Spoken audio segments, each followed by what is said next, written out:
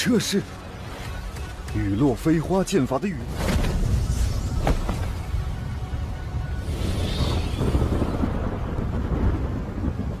装腔作势，该我了。飞花，这是什么功法？没有一点威力。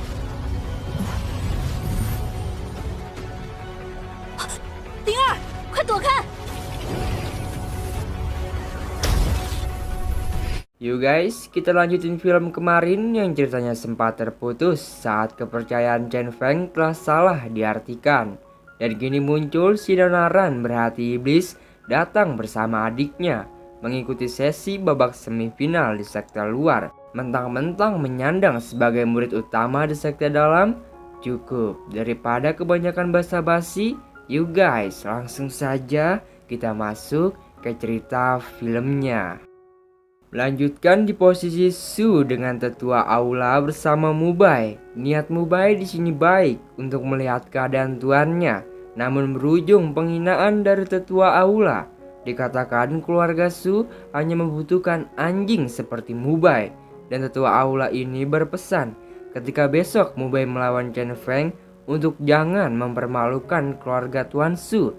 Namun ditepis oleh Mubai kalau dia ingin melawan Chen Feng dengan adil. Nah, kita beralih dulu kepada Chen Feng dan Paman Hancong.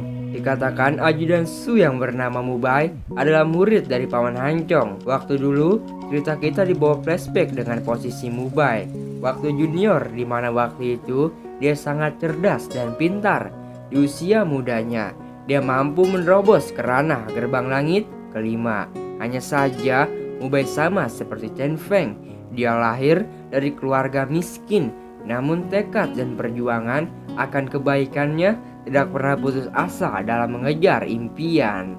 Mubai orang yang sangat baik, bahkan dia pernah menjadi nomor 1 di sekte luar, menolong seseorang tanpa pamrih meskipun dahulu kala. Yang dia lawan senior Chu, ajudan Susin Brother, yang tidak setara dengannya masih mampu membela kebenaran. Dan kita kembali lagi kepada mereka berdua. Dikatakan jalan yang Chen Feng pilih jangan sama seperti Mubai yang telah belok bergabung bersama orang-orang sombong di sekte luar.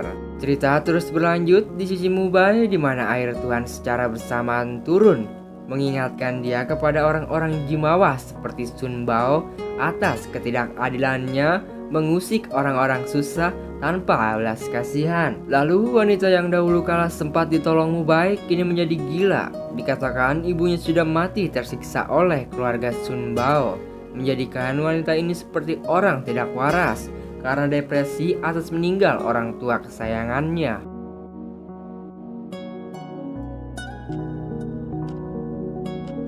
Waktu terus berjalan, kompetisi pertandingan Chen Feng melawan Mubai sudah siap diselenggarakan. Sebelum pertandingan dimulai, Mubai memberikan pesan.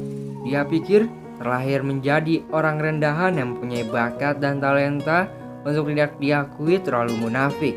Pengalaman kita di dalam dunia spiritual bukanlah hal kesengajaan dalam manusia. Kamu lebih berhak memasuki ke sekte dalam. Semua orang yang berada di kompetisi kaget karena Mubai telah mengakui kekalahannya sebelum perang. Namun di sisi Mubai inilah yang terbaik. Jika melawan seseorang harus dengan keadilan. Mubai tidak takut lagi dengan ancaman para tetua. Bahkan dia rela jika diusir dari sekte, karena para tetua yang menyaksikan Mubai telah dihasut oleh Paman Hancong. Ketulusan dan pendewasaan Mubai, kini dia telah menerobos ke ranah selanjutnya. Esokan harinya, final penentuan Chen Feng melawan Changling, adik dari Nona Ran. Namun Chen Feng agak jenuh, sudah terlalu lama dia menunggu, namun mereka belum kunjung datang. Memang si Nona Ran seperti rubah licik, menghalalkan segala cara hanya karena menyandang sebagai murid utama di sekte dalam. Jadi seenak jidatnya saja kepada kompetisi sekte luar yang sedang berlangsung. Hingga di mana Nona Ran dan adiknya Changling sudah sampai di hadapan kita semua. Dengan sombongnya, dia mengagung-agungkan adiknya yang tidak akan terkalahkan dengan Chen Feng dan berpesan untuk tidak membunuhnya. Setibanya Changling di area, mereka berdua terikat janji jika di mana Changling dalam 3 kali gerakan tidak bisa menumbangkan Chen Feng, dia akan mengakui kekalahannya. Begitu juga Chen Feng, jika di mana satu kali gerakan tidak menumbangkan Changling, dia mengakui kekalahannya. Dengan percaya diri, Chen Feng diselimuti dasar kekuatan, maka pertarungan tidak bisa kita hindari.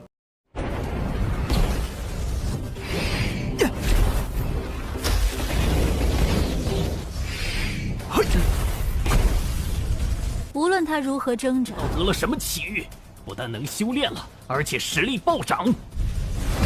不过是长林的一块垫脚石罢了。一招过去了。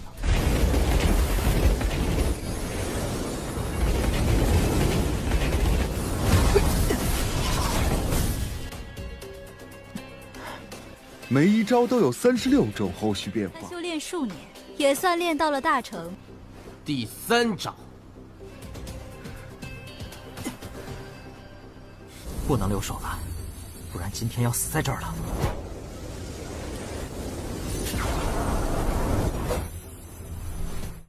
Sebelum berlanjut, kita diperlihatkan artefak pedang QC peninggalan mendiang guru King Yu sewaktu dirinya berada di sekte dalam.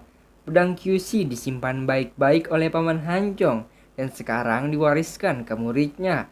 Hingga terobosan pedang hujan bunga Rana Yulo berhasil menumbangkan Changling hanya 1 kali gerakan.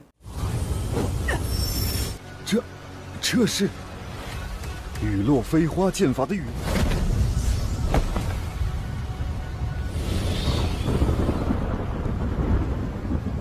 装腔作势，该我了。飞花，那是什么功法？没有一点威力。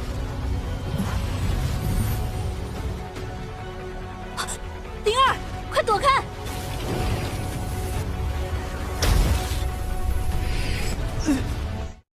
Kini Chen Feng membuka suaranya kepada Nona Ran atas kekalahan Changling. Kalau saja dahulu Nona Ran dan King Yu tidak ada hubungan, maka Changling tidak akan diampuni oleh Chen Feng saat ini. Nah, kini kesombongan mereka dibayar oleh kemaluan. Chen Feng kembali lagi memenangkan pertandingan kompetisi sekte luar. Keesokan harinya, Chen Feng tidak lupa dengan mendiang gurunya. Dikatakan Chen Feng sudah berhasil menempatkan posisi kelima teratas di sekte luar.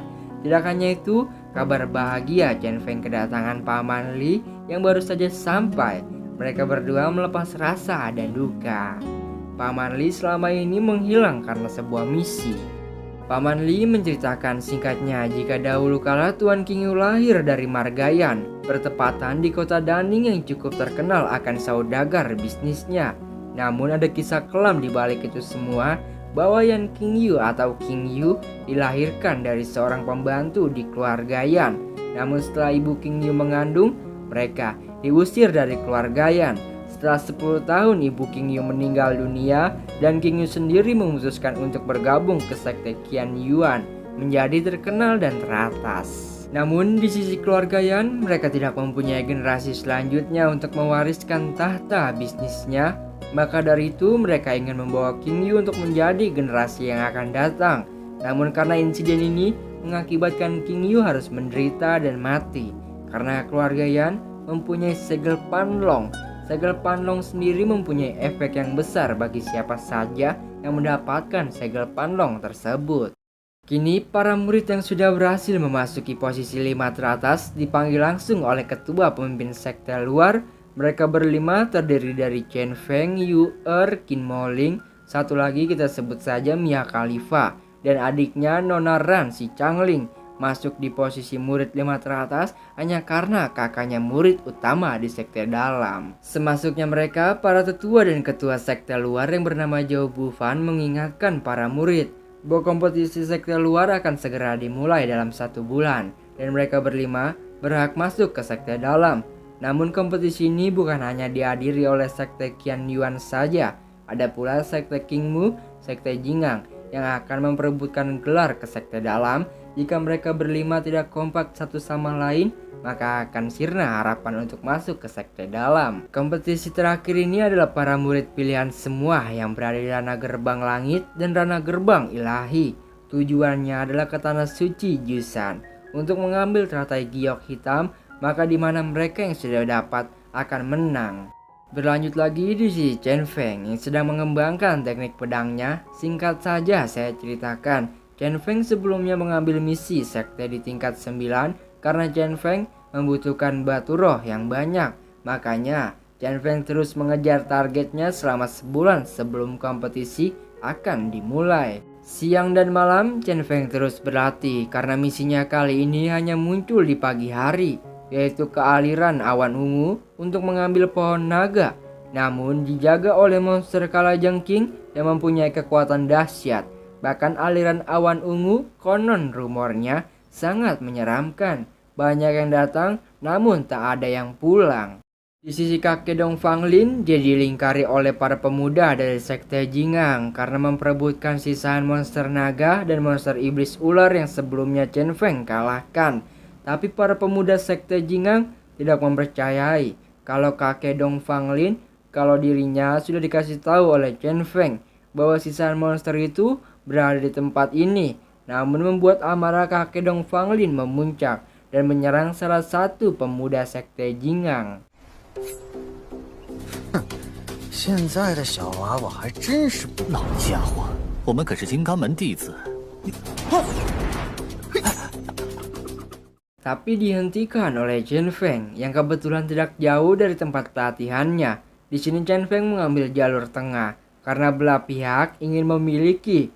Sebagai gantinya, Chen Feng memberikan batu roh kepada para pemuda sekte Jingang, sedangkan mayat monster ular dan monster naga untuk kakek Dong Fanglin. Nah, kita bisa tangkap dari si Chen Feng, enggak selamanya harus pakai kekerasan jika otak masih mampu memenangkan hingga jadi punya rasa kebersamaan.